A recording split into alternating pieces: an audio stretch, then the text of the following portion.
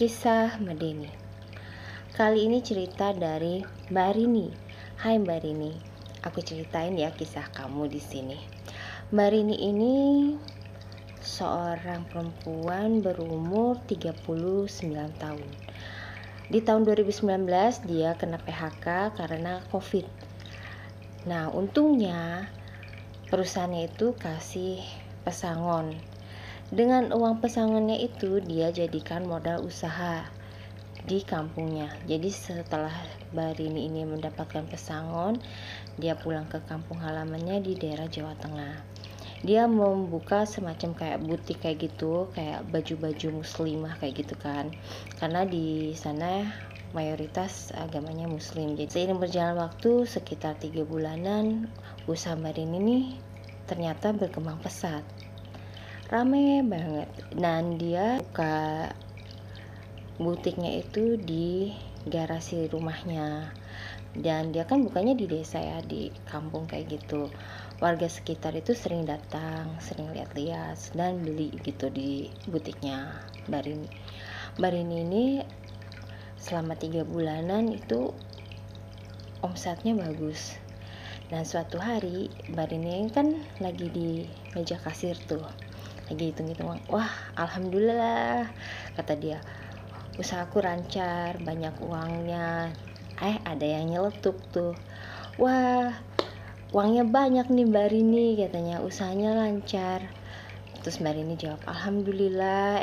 Bu Inten, kok ngagetin aja, katanya gitu kan. Oh iya Mbak Rini, uangnya banyak nih, boleh nggak aku pinjam buat modal usaha? Suamiku, katanya, bojoku lagi seret, bengkelnya sepi, katanya, maksudnya usaha suaminya lagi seret, jadi bengkel dia tuh sepi karena kan COVID kan jarang orang keluar ya. Nah, terus Mbak Rini itu jawabnya gini, maaf Bu Inten, untuk saat ini uang saya buat putar lagi, buat beli keperluan usaha dan pengembangan usaha, katanya, buat muterin lagi gitu. Wah, walah Mbak Rini, baru dapet uang segitu aja gak mau kasih pinjam saya, dia bilang kayak gitu kan. Terus Mbak Rini tetap minta maaf. Akhirnya ya wis kata Bu Inten, ya wis terima kasih, tak pulang dulu, maksudnya tuh ya udah terima kasih, saya pulang dulu. Dari kejadian itu, seminggu berikutnya usaha Mbak Rini tiba-tiba sepi, dan beberapa kali di depan garasinya itu, di depan tokonya ya, itu banyak bunga-bunga kayak taburan, dan tepat hari itu tuh ada yang meninggal gitu.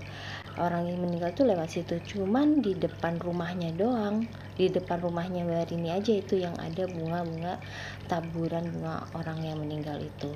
Mbak Rini nggak punya firasat apa-apa ya, jadi dia sapuin aja, kok hari-hari ini sepi gitu kan. Nah, berikutnya setiap ada yang meninggal kan lewat situ, karena lewat rumah Mbak Rini ini ya. Jadi rumah Mbak Rini itu memang akses jalan buat menuju ke kayak ke pemakaman kayak gitu. Setiap ada yang meninggal ada lagi bunga kuburan kayak gitu, bunga tabur kuburan kayak gitu kan. Nah, selama kelamaan Mbak Rini tuh heran gitu kan, kenapa terus semenjak itu kok usahanya sepi gitu kan. Dan akhirnya Mbak Rini tuh memutuskan untuk ya udahlah, aku tanyakan ini ke orang pinter kayak kiai kayak gitu, sepuh-sepuh di sana gitu kan, pemuka agama. Dan benar, dan itu sengaja, katanya biasanya orang yang tabur-tabur bunga kayak gitu itu punya maksud yang gak baik gitu, kayak maksudnya tuh kayak biar usahanya si Mbak Rini tuh sepi kayak gitu kan. Ya udah, akhirnya Mbak Rini tuh kayak minta doa-doa, minta penangkalnya kayak gitu. Cuman beberapa hari dilakuin, kayak misalkan buka toko harus baca beberapa ayat kursi atau baca ayat-ayat Al-Quran kayak gitu, dan bersihin setiap ada bunga, dibersihin sebelum buka toko, dia siramin dulu air sama apa kayak diaurin garam lah kayak gitu. Udah sering dia lakukan, dan kok tapi masih sepi kayak gitu kan. gitu. Dan dia ya udahlah pasrah aja. Dan Mbak Rini tuh riset pasar kayak itu, apa mungkin sepi karena memang orang-orang sini tuh kayak musiman kayak gitu kali ya Bu, bajunya udah kayak kurang mereka sukai. Akhirnya Mbak Dini tuh kayak ganti usaha kayak gitu loh, kayak ganti udahlah aku mau jualan makanan. Akhirnya dia tuh jualan makanan biasa, rame, awal-awal rame gitu. Setelah 3 bulan sepi lagi, bener-bener kayak pet gitu, kayak memang bener-bener gak ada yang beli kayak gitu kan. Sama, dan hal-hal itu tuh berulang kali, dan tetap ada taburan bunga kayak gitu, cuman gak terlalu sering. Tapi ada berulang kali Mbak Rini itu kayak kalau malam-malam tuh kayak suara dentuman gitu di belakang rumahnya, kayak ada dentuman, suara dor kayak gitu, tapi kayak ditengok nggak ada apa-apa, dan bukan suara petasan juga gitu, nggak ada yang main petasan malam-malam kayak gitu kan di desa kayak gitu. Nah akhirnya dia coba tanya lagi ke ustadznya lagi, ya ini ada yang kurang suka kamu jualan di sini katanya, di daerah situ. Tapi Mbak Rini mau gimana lagi, dia kan nggak kerja kan, ya dia tetap ya udahlah aku witi sholat hajat, sholat apapun dia lakuin, tahajud segala macam gitu kan dia. Dan satu puncak ketika dia itu ngeliat orang yang nabur itu kan, ternyata nenek-nenek. Pas ditanyain tuh, mbah kenapa gitu, kok tabur-tabur bunga kayak gini. Terus dia bilang men ayu katanya gitu tokonek. Oh gitu ya mbah, ya udah mbah nggak apa-apa gitu kata Mbak Rini, karena Mbak Rini nggak mau ribut kan orangnya. Ya udah, dia setelah mbah itu pergi, dia sapuin lah kayak gitu. Malam harinya Mbak Rini mendadak panas banget badannya tuh ya, dibawa ke dokter di IGD. Ya biasa dicek segala macam, ternyata nggak ada apa-apa, cuman kayak panas aja gitu kan, badannya panas kayak gitu.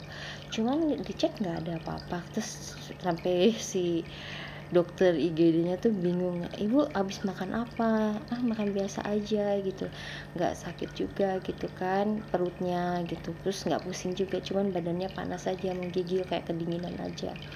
Oh gitu, ya udah ibu dirawat inap ya hari ini katanya. Nah pagi-pagi dia udah boleh pulang tuh kan. Jadi semenjak dia pulang, terus dia tutup lah tokonya itu untuk beberapa hari kemudian gitu kan. Dan suara dentuman itu tuh udah nggak ada lagi gitu kan.